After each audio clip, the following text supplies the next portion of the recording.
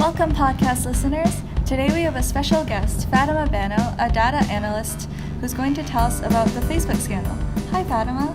Hi, Kelly. Thank you so much for having me. So, how much do you know about the Facebook scandal?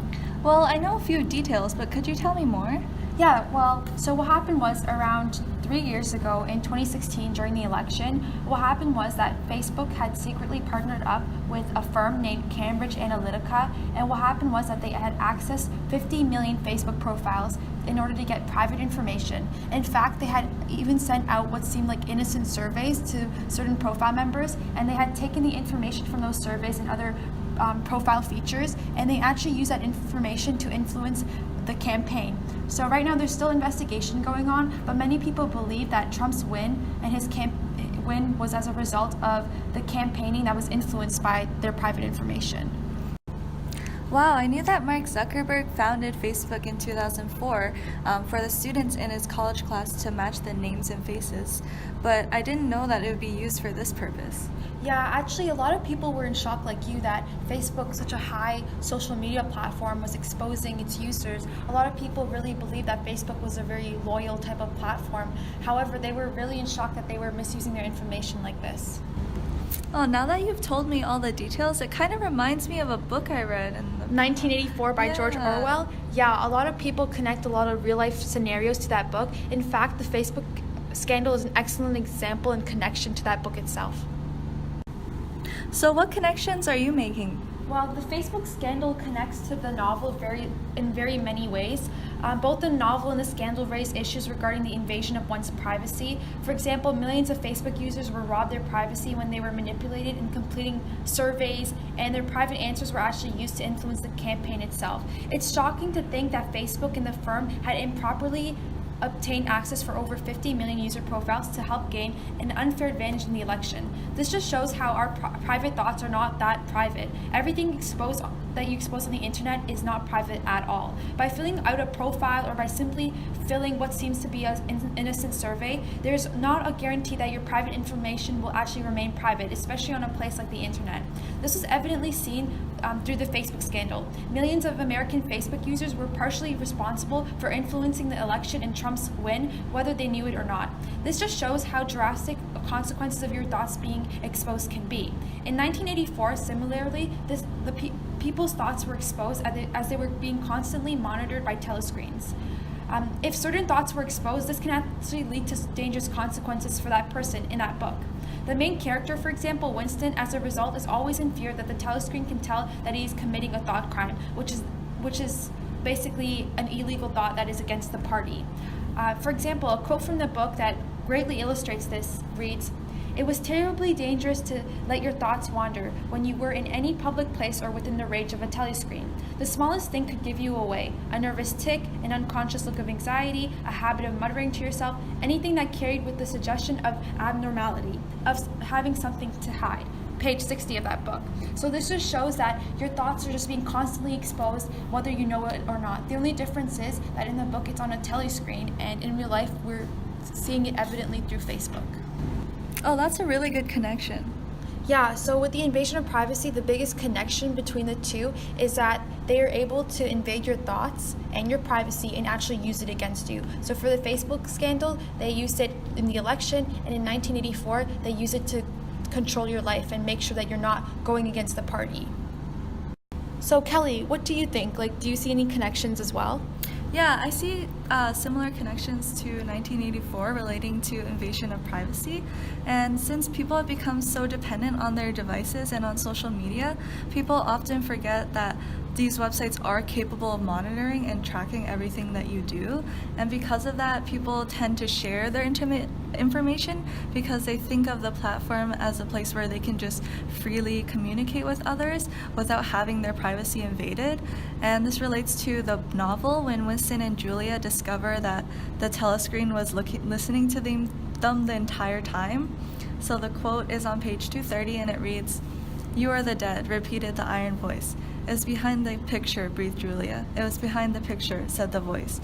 The picture had fallen to the floor, uncovering the telescreen behind it. So when people like certain posts or when they make comments on something, they don't think that it's going to be used for a purpose or that they're being watched.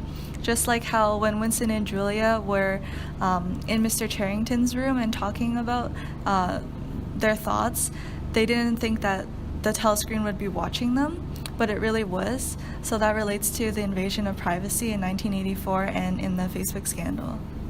Yeah, that's definitely an excellent example. I see that connection. So do you see anything else? Yeah, there are a lot of other connections between this scandal in 1984. Another strong connection would be the control over thoughts and the manipulation of your decisions. This was seen in the Facebook scandal when they used your information from your profile and surveys to support an election. This shows how they can control you by using your private thoughts against you. This was seen when they used your personal information to campaign an entire election. For a lot of people, the Rick campaign had influenced their vote as their thoughts were misused to gain attraction. It is believed that this Facebook scandal and the campaign had led to Trump's win. Many people were furious when the news broke out about the scandal. People began to feel unsafe and overexposed on the internet. Recently, people have lost their trust in Facebook and other social media platforms because of these privacy issues. This is similarly seen in 1984. In 1984, the people of Oceania are under constant watch so that their behavior and even their thoughts can be monitored. If you were to think against the party or participate in thought crime, they would manipulate you and reconstruct your mind to turn you into a party supporter instead.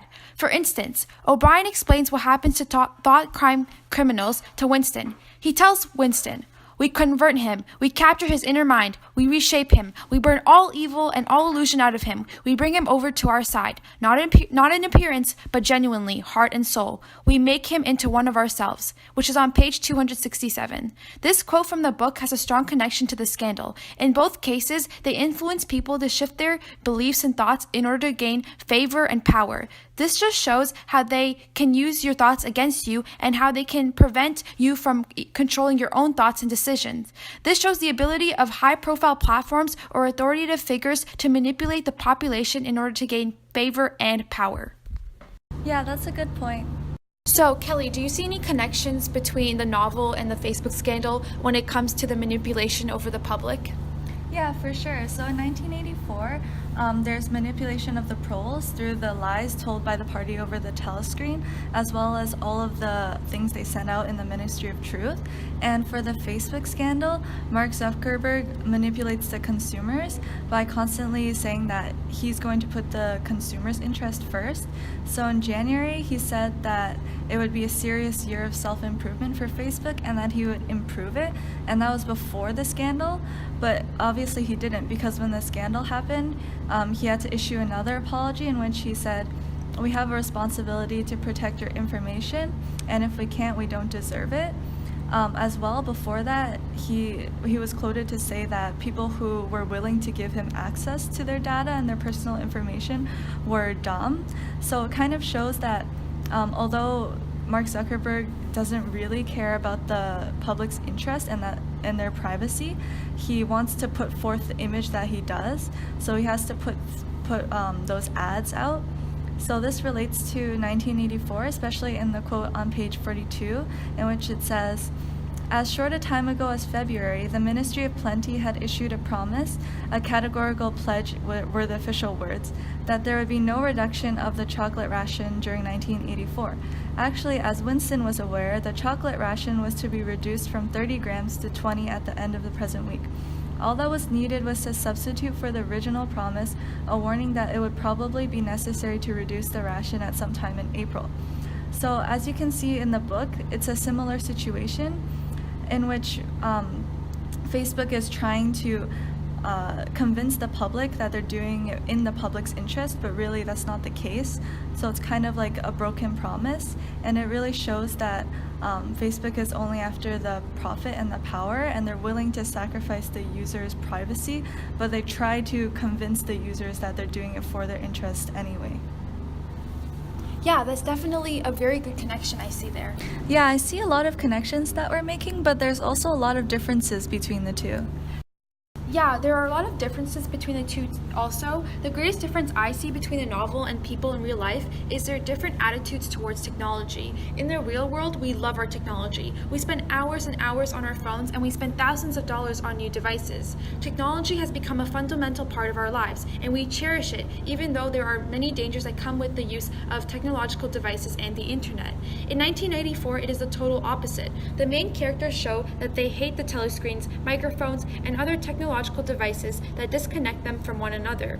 Winston especially feels uncomfortable about the telescreens. He feels that it is a major violation of his privacy, and he wishes that they did not exist. In the beginning of the book, when we were introduced to the telescreens, Winston reveals that he kept his back turned to the telescreen. It was safer though, as he well knew when even a back can be revealing, which is on page 7 of that book. Winston clearly feels unsafe around the telescreen, and they annoy him because they prevent him from having his own private space and thoughts. The telescreens are also a constant reminder to him that he's being watched and that he should behave as the party wishes. It is clear that Winston hates having his life watched and displayed. In comparison, people in real life enjoy sharing their lives and having their followers watching them constantly. This shows a drastic difference between the book and the real world, because in the real world, we overindulge and enjoy in technology, while in the book, people despite technology and telescreens because they prevent them from living a normal life. Yeah, another difference is that in the novel, the party cares more about uniformity and everyone having the same opinions and the same thoughts. So there's a quote that shows this on page 65. It was terribly dangerous to let your thoughts wander when you were in any public place or within range of a telescreen. The smallest thing could give you away.